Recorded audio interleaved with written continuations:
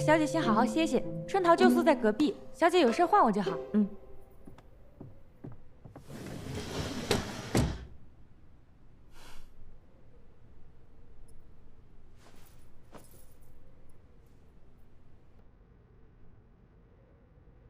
爹爹，我在这边已经安顿下来了，你们可以放心了。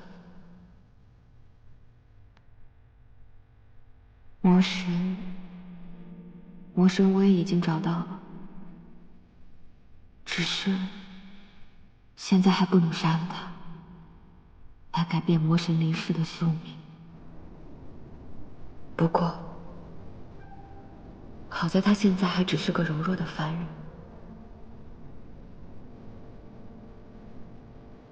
把他在冰天雪地里跪着，先让他吃点苦头好。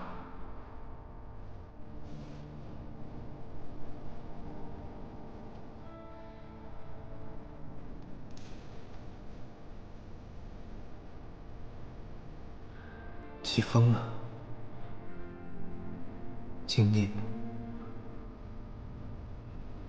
一定非常难熬。外面风声这么大，他不会有事吧？爹爹，少有果果，大师兄，我这么做没错吧？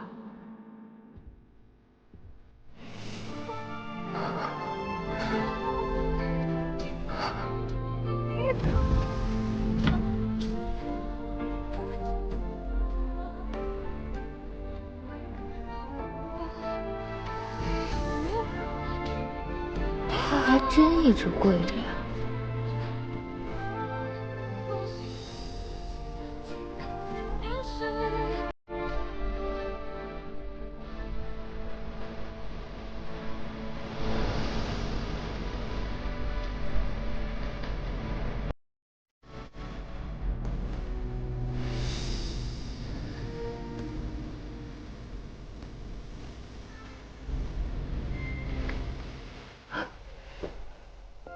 我什么时候睡着的？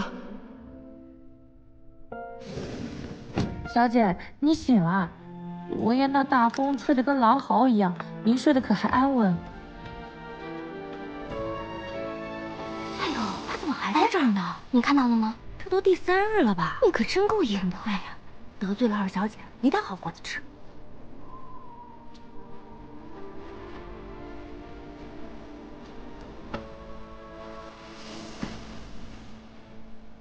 肯定是装的。这里每个人都那么讨厌他，他要是不装的可怜一点，日子会更不好过。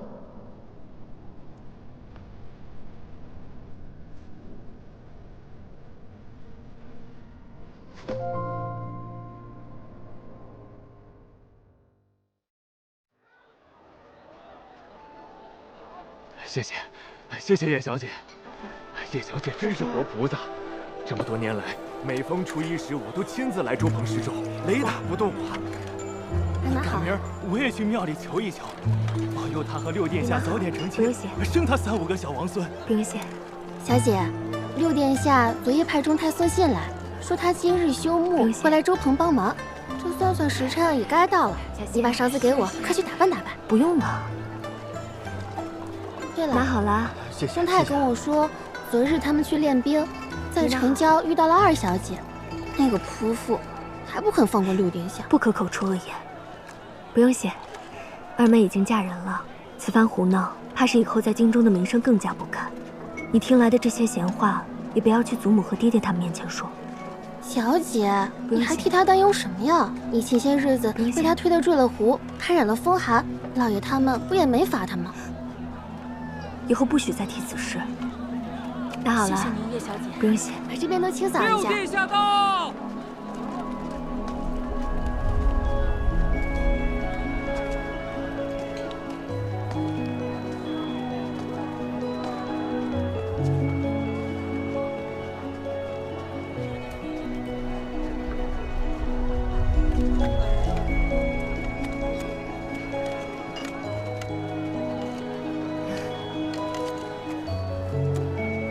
我该回去了。冰城，我们好不容易才见一面，这就要走了。已是日渐黄昏了，再不回去，怕是要被家中长辈责怪，失了体统了。我这些日子在城外练兵，圣国的军营有一大半的规矩都是叶大将军定的。等回了城，想和你多说几句话，没想到啊，还有你们叶家的规矩等着。殿下说笑了，叶家规矩大，冰长自有习惯了。叶家规矩再大也没有二小姐大，就连景国的质子都要被她发去贵宾了。谭台烬去贵宾了。哦。谭台烬虽是质子，却也是景国的王子，叶惜雾怎可如此折辱？罢了，与那刁蛮之人全无道理可讲。你坠湖之后身体还未大好，今日早些回去休息吧。也罢，那我就先回去休息了。你那个恶毒的夫人，已经罚你跪在这里4日了。这样下去，你真的会死的。他是真心要置你于死地，难道你看不出来吗？二小姐，二小姐。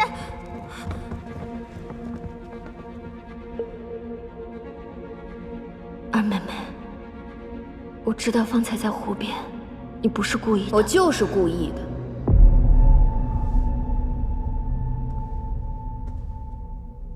大姐，今日六殿下来看你，你打扮的花枝招展的，没想到现在却变成了落汤鸡，感觉如何呀？二妹妹，我平日和你无冤无仇，何必苦苦相逼呢？这话你和六殿下去说吧。我真不知道你学了什么狐媚之术，把六殿下迷得团团转，看都不看我一眼。还有那个毫无夫德的谭台烬，竟也被你勾引。既然他那么爱出风头，我就让他出个够。冻死了，也不过就是过去跟祖母说一声。叶冰长，我也不怕告诉你，你再怎么折腾，过不了几日，谭台烬一定会死。只要你们都不出现在他面前，六殿下就只能喜欢我了。真是个狠毒的恶妇！有人过来了。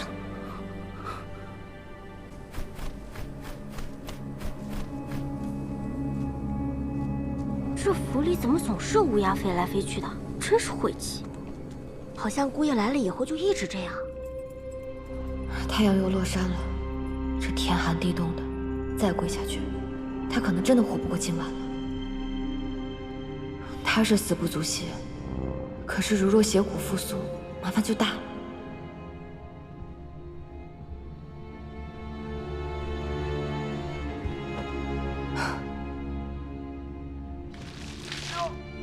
姑爷，对不起啊，陆小姐说没看见您在这里赏月，弄湿了您的衣裳。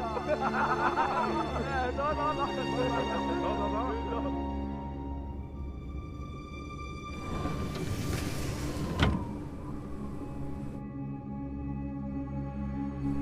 天这么冷，谭台烬全无修为，衣服又湿透，他顶不住的。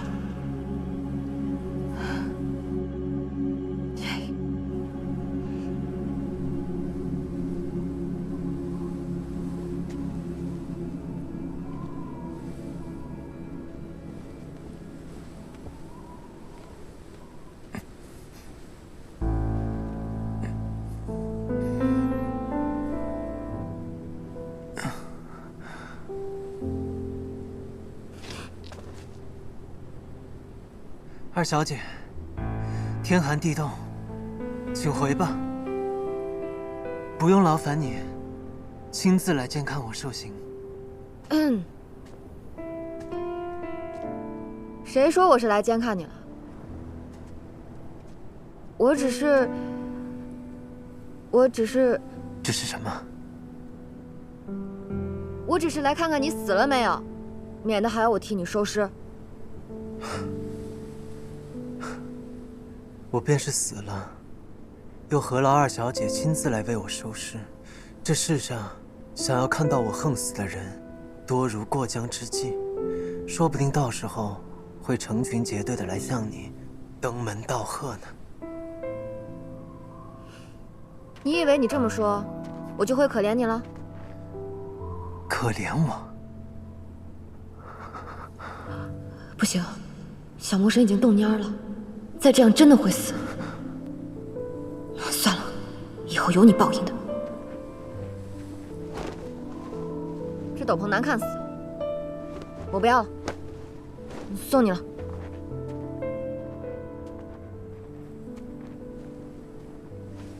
二小姐的衣裳，我不敢领受。若是二小姐不喜欢了，明日叫春桃拿去扔了便是。你，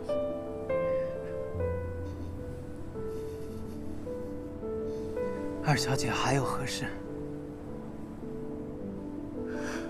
看吧，李苏苏，这小魔神根本没血没肉，你明明可怜他，他却还阴阳怪气。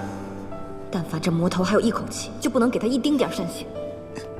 有这好心，不如多去喂喂狗，感化感化山匪。小不忍则乱大谋，小魔神死不足惜，可三界四周的性命，还都压在他身上。哎，唐太剑，你不要装死啊！你不要以为这样我就会可怜你。这个景象似曾相识，难道他就是在这里死去，然后化身成魔了吗？谭太剑，谭太剑，醒醒！春桃，春桃！小姐，是你叫我？我叫你，快进来。哦。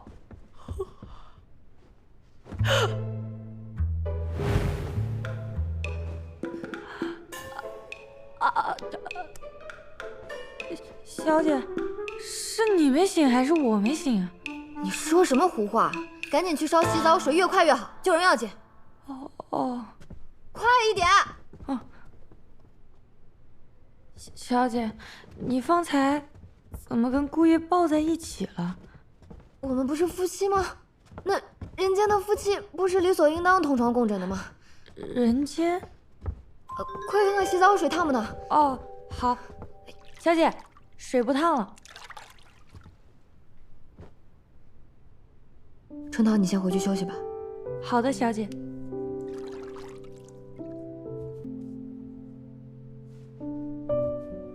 这些伤是被叶夕雾打的吗？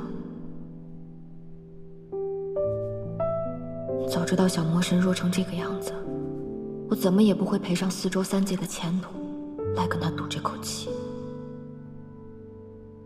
快缓过劲儿来吧，拜托拜托，你可是魔神，为了四周三界，你也不能死啊！谭台烬，你真可怜。又是你，每次当我濒死的时候，你都会出现。我一直都在。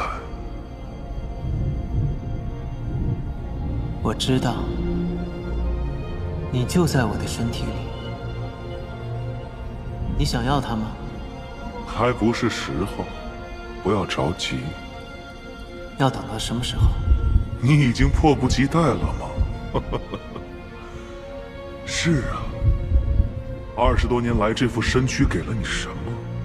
只有疼痛、饥饿、寒冷、屈辱，还有受困于人。有朝一日，你可以摆脱这副肉身，将灵魂奉献给我，然后你将得到永远的安宁。无所谓，不管是这副身躯，还是什么灵魂，你若想要，随时都可以拿去。我不稀罕。谭台烬，耐心些。你要尝尽人间的苦楚，汲取无尽的怨恨。你背负着命定的诅咒，注定不得善终。当你的痛苦达到巅峰，生命走到尽头时，我会来接受你的献祭。原来500年前人间的月亮这么明亮，可惜自魔神离世，到处都是浊气。我已经好久没看到过月亮了。生为魔胎，身负邪骨。这邪骨究竟生在何处，长什么样子啊？究竟哪一根才是邪骨？没摸出哪块骨头有什么不同啊。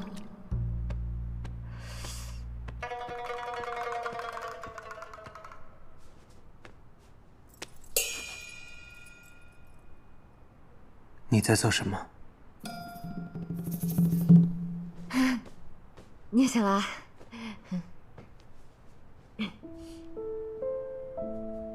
叶希雾，你又在玩什么花样？你管我玩什么花样？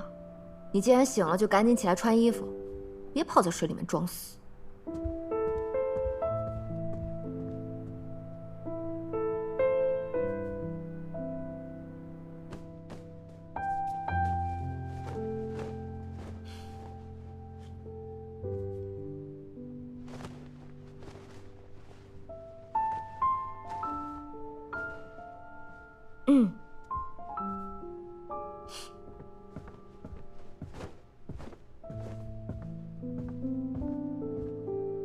去哪儿啊？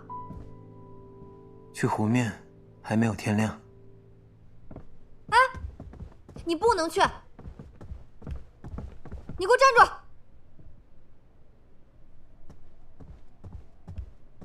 今日不许去了，以后也不用去了。为什么？你是我的人，天天跪在外面人来人往的，不是丢我的脸吗？那真是抱歉了。我累了，我要睡了，你不要跟我说话。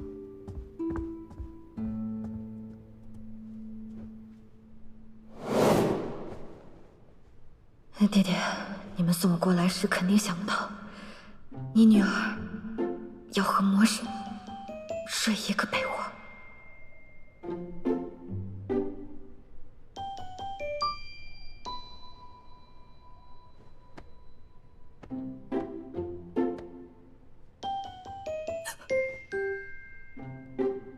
你站着干什么？快点做，做完我也要睡觉了。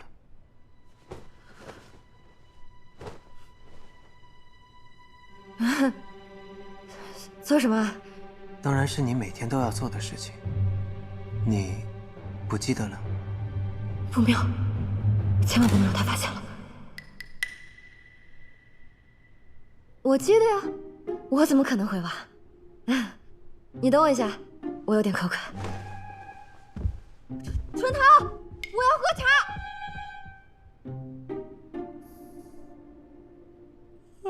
春桃，你快告诉我，我每天晚上和谭台烬都要做的是什么事情？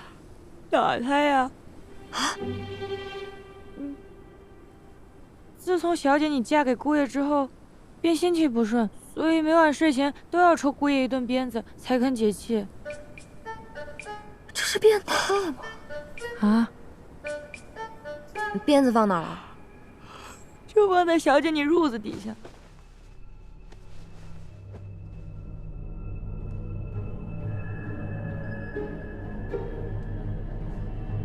要抽多少下？这可说不准，看小姐你心情吧。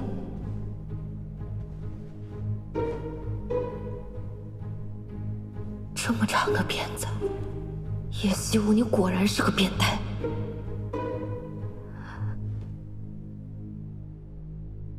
李素素，你从前斩妖除邪，眼睛都不眨，抽鞭子有什么下不去手的？这一鞭，你且替500年后的魔神受着。魔神，这都是你应得的。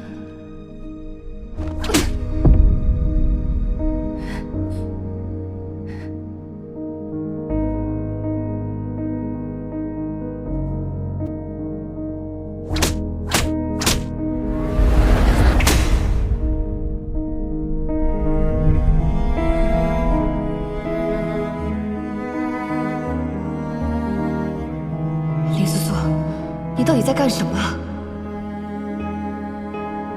如今他还不是魔神，任打任骂，逆来顺受，欺负他，折磨他，就能阻止魔神降临吗？这样只会让你心中更加难受。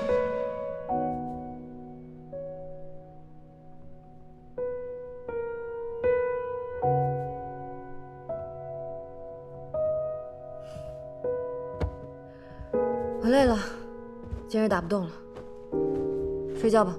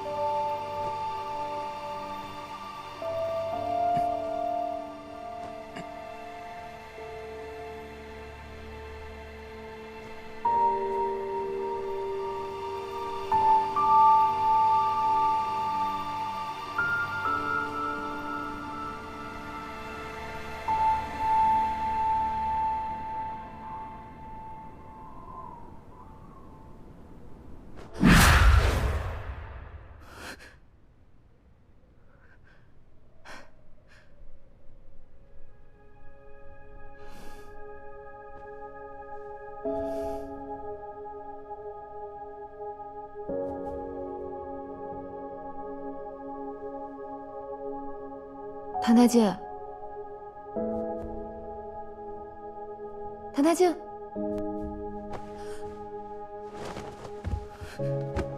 谭太介，谭太介，谭太介，好疼！糟了，冰天雪地里跪了4日，还挨了那么多鞭子，凡人之躯怎么吃得消啊？林素素啊，林素素，这回你可闯大祸了！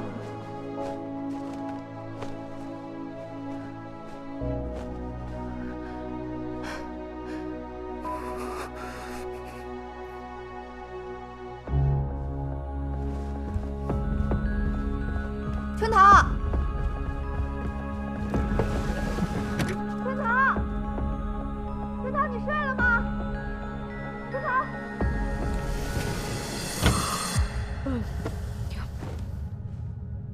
小姐，姑爷的药煮好了，还有别的吩咐吗？没有了，这次真的不会再叫你了。你好好去睡。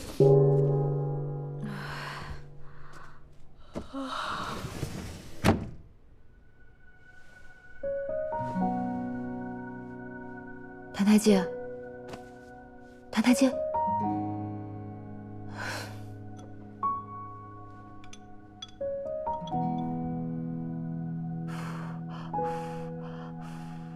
来，回啊！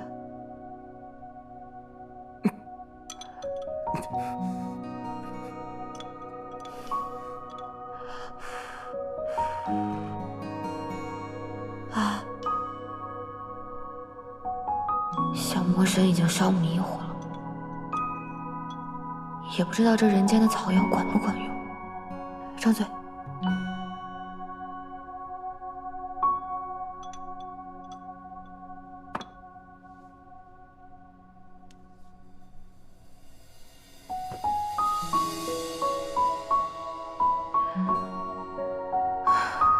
怎么还这么烫？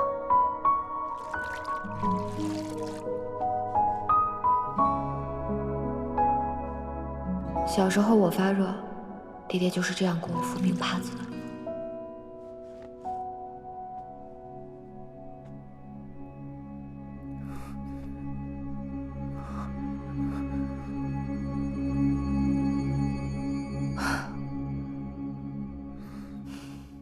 你终于醒了，我就知道这招肯定管用。行了，你好好休息吧，我去睡了。啊，我真是欠你的。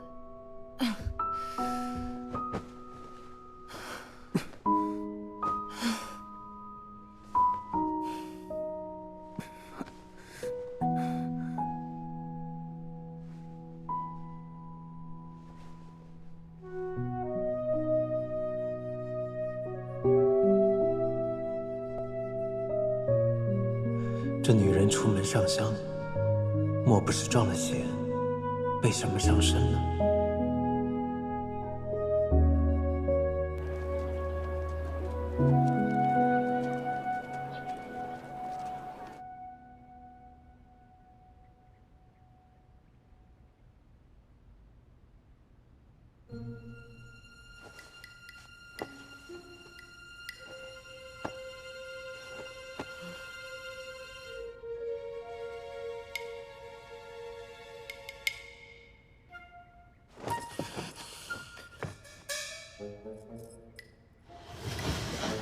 小姐，昨晚折腾了半宿，怎么不多歇息会儿？澹台烬人呢？姑爷除了受罚，平日里会去藏书楼里抄经，今日一早便去了吧？哦，澹台烬，这份救命之恩你赖不掉也躲不了，给我好好记住，有朝一日你得拿命来偿。什么时辰？快到午时了。老太太、老爷、大少爷，他们已经到饭厅了。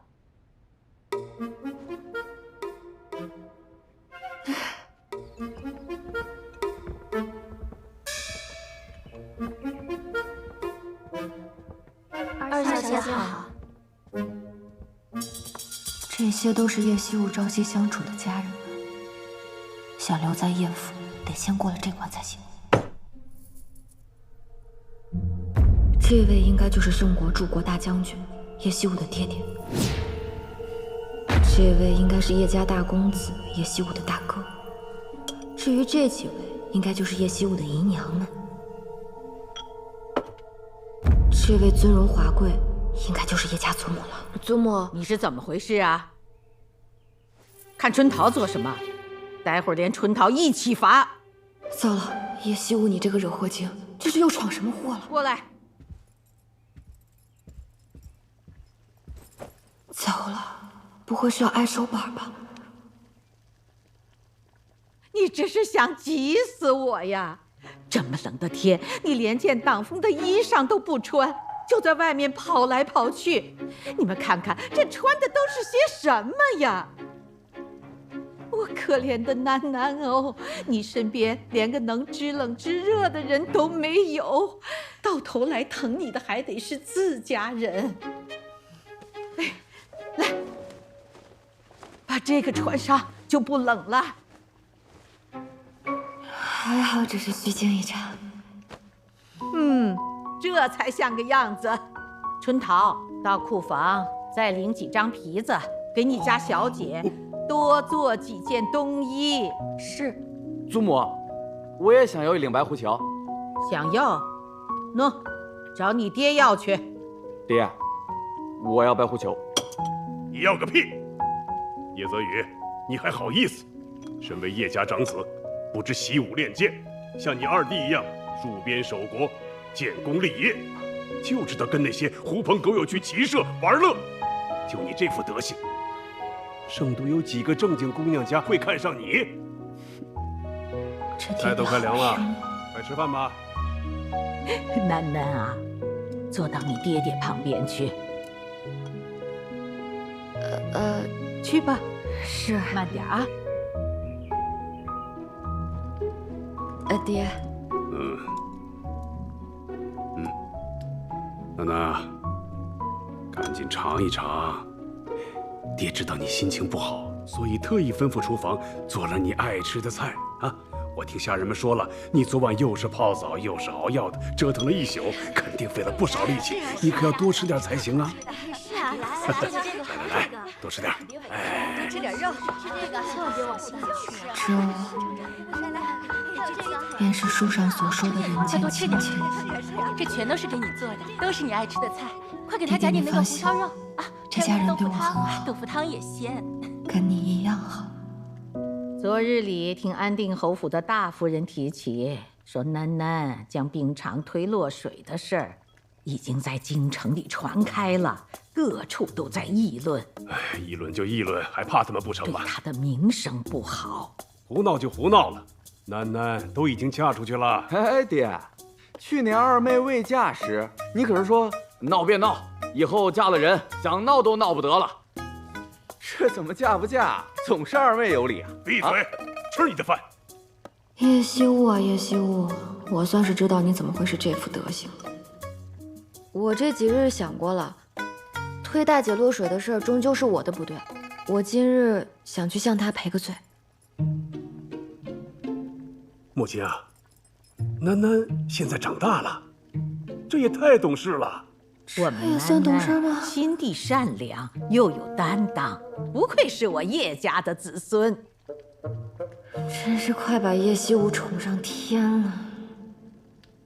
不过赔礼道歉，我看就不必了。万一冰常病气还未去，被染上，那就不好了。没关系，祖母。祖母说的对。二妹若是来向我赔罪，倒是看清了我们姐妹的情分了。大姐，二妹快请坐。祖母，是我不好，这几日带着病气，未能向祖母和父亲请安。今日施粥归来洗沐一番，没想到却来得晚了，搅扰了大家吃饭，真是该罚。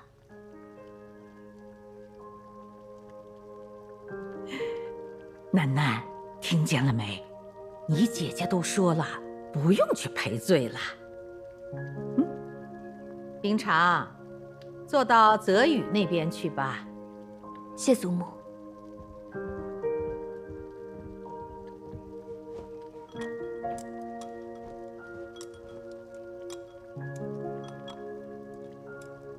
怪不得大师兄，不，萧岭和谭台烬都喜欢她。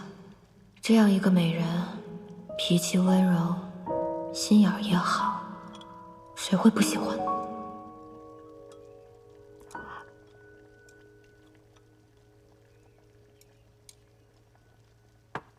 谭台烬人呢？怎么没来吃饭？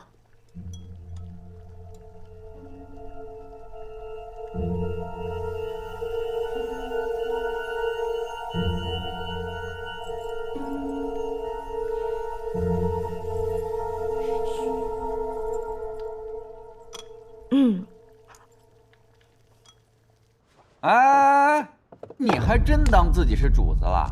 你总不能天天只吃饭不干活吧？就是啊，不能不干活呀。怎么？哼！哎，你看啊，我们哥几个辛苦了一下午，那还有一大堆主子们用过的碗筷没刷呢。我看您成日里清闲无事，劳您大驾，去把那些碗筷洗刷干净，再吃饭。怎么样？就是啊，对呀，劳您大驾了啊，姑爷。姑爷请吧。哎，去吧，那就辛苦姑爷了。来，兄弟们，吃饭！哎，来，吃饭啊！来，包吃。哎，我给我，来，给你，好，给我，来，给你。所以谭台烬自从入府，从未和我们一起用过饭，都是在厨房和下人一起。是啊，小姐那么烦他，哪还有胃口吃得进饭啊？不过我听说姑爷平日里也不大能吃饱，下人们都是看人眼色行事的。小姐你平日里怎么做，他们就跟着怎么做。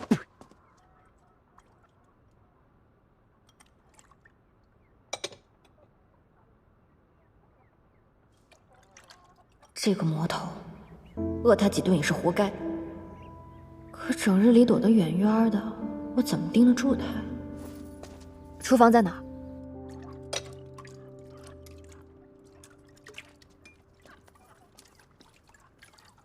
哎，我跟你们说啊，这有些人呐，他就是主子的身份，奴才的本分啊。就是啊，那叫啥来着？贵人见命啊！贵人见命，过得其实啊，还不如咱哥几个呢，是吧？就是啊，咱哥几个哎，吃饭，这个香，哎，真不错。哎，你们说，就他这种人啊，活着有什么意思呀？要我说啊，不如早点死了算了。叶惜雾平日里就是这样纵容下人们刁难谭台烬的。对啊，死了算了，还不如死了。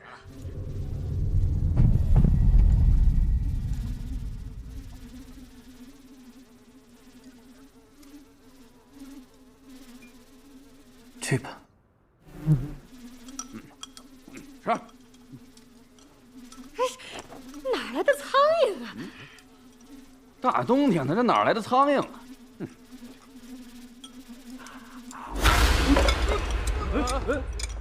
怎么了？出什么事了？哎，喝水啊！没事吧？没事吧？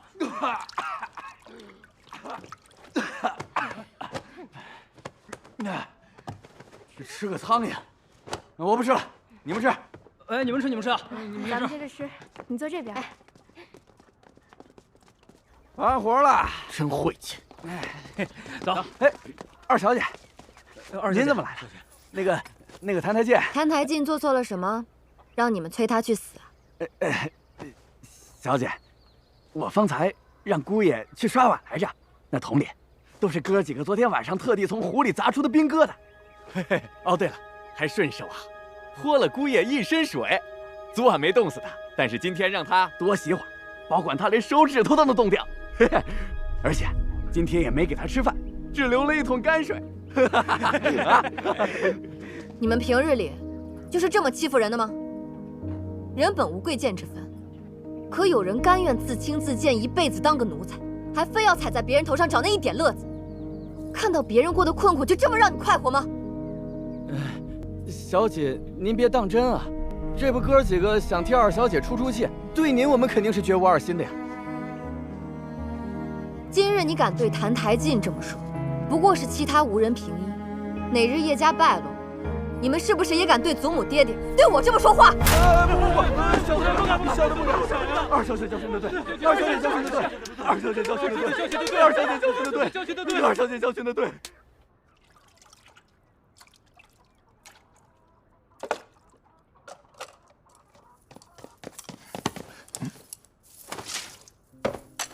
你别吃这个。二小姐，人不吃饭是会死的。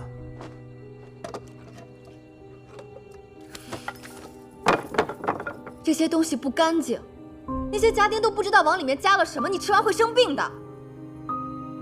比这个更脏的我都吃过。他们方才那样说你，你连句反驳都不会吗？你一个君王之子任奴仆欺辱，你一点羞耻之心都没有吗？羞耻之心，那种东西对我来说毫无意义。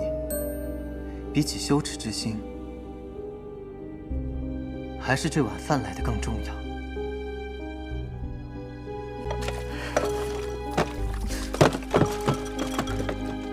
叶希沃，你跟我走。没有这口饭，我可能会死；但若有了羞耻之心，我根本就活不到今日。少废话，跟我走。把这碗饭吃了，然后该干嘛干嘛去，不要整日病恹恹、瘦骨伶仃的，一个不小心就病死了。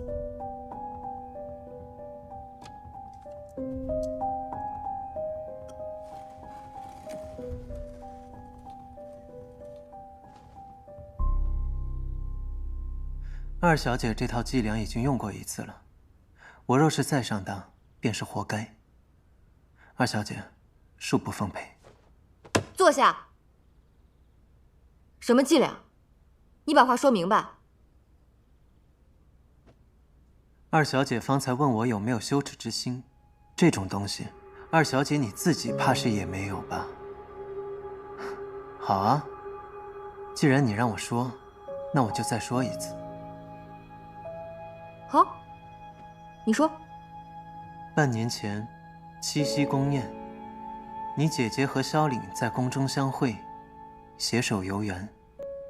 而你呢，你却一心想要拆散他们二人，独占萧凛。不知从哪里弄来了一副名为结春蚕的迷药，准备下给冰长小姐与武殿下萧良，想叫他们二人生米煮成熟饭。可不曾想，萧良那日将我拦下。今日宫中宴饮，就连宫女和太监都能开荤，你该不会还饿着肚子吧？啊，也罢，谁让我这个人向来菩萨心肠。这点心就赠予你吧。多谢武殿下。哎呀，真是不巧哈！不知你最近听说没有？近来景圣屡有骄兵，若父王经谁提醒，想起你来，把你杀头祭旗，也不是没有可能吧？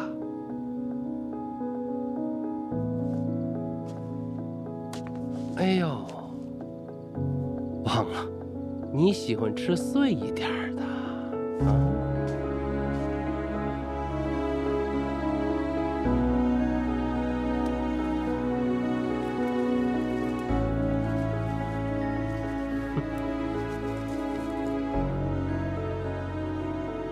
够碎吗？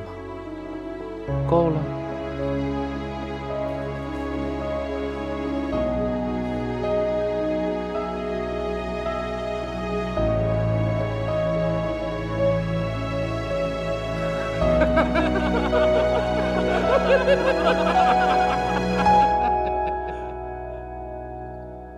可我刚吃下不久，就感觉头晕目眩。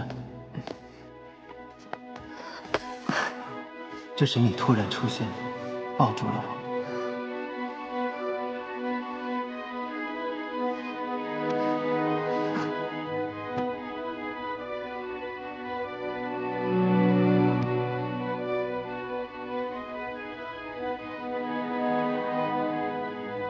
武殿下的劫川才不慎被我误视，好巧不巧，叶冰长的那份阴差阳错被你吃掉了。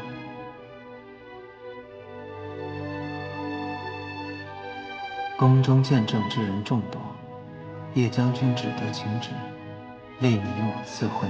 兹尔柱国大将军嫡女叶氏，景国三王子澹台烬佳偶天作，下旨赐婚，以成其美。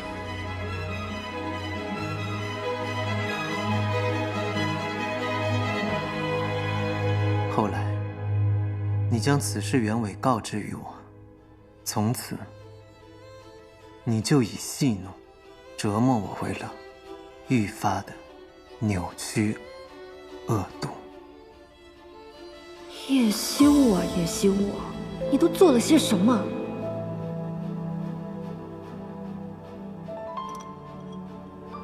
所以这一次，二小姐又在这饭食当中放了什么呀？我什么也没放。是吗？二小姐劳神费力，只为了让我吃上一口饱饭，不行吗？澹台烬，我告诉你，你想把自己饿死，门儿都没有。给我好好看着。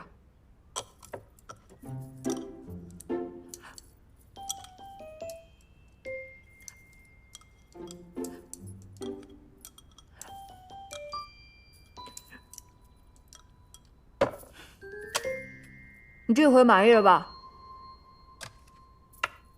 以后一日三餐你都来这里吃，春堂会给你送饭，给你什么你就吃什么，不许再给我吃那些乱七八糟的脏东西。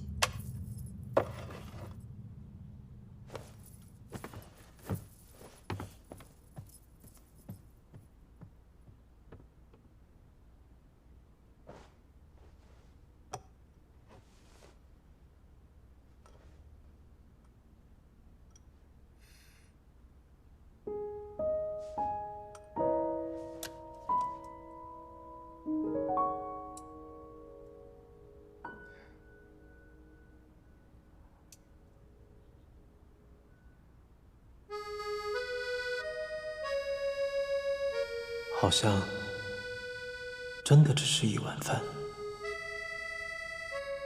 这女人究竟是怎么了？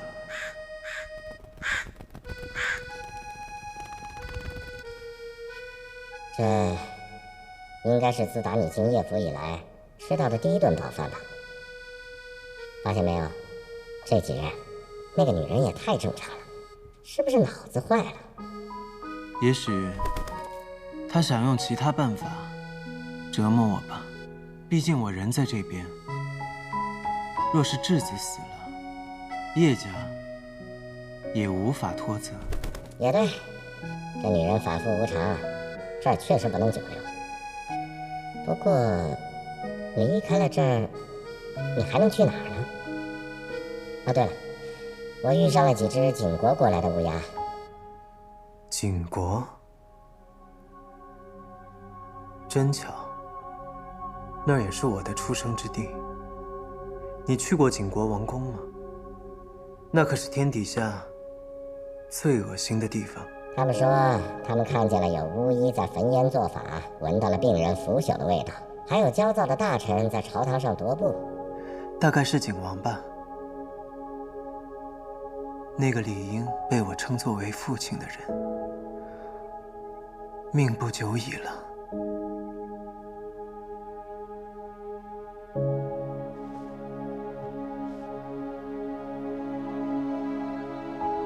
可我连叶府都出不去，那些东西也与我无关了。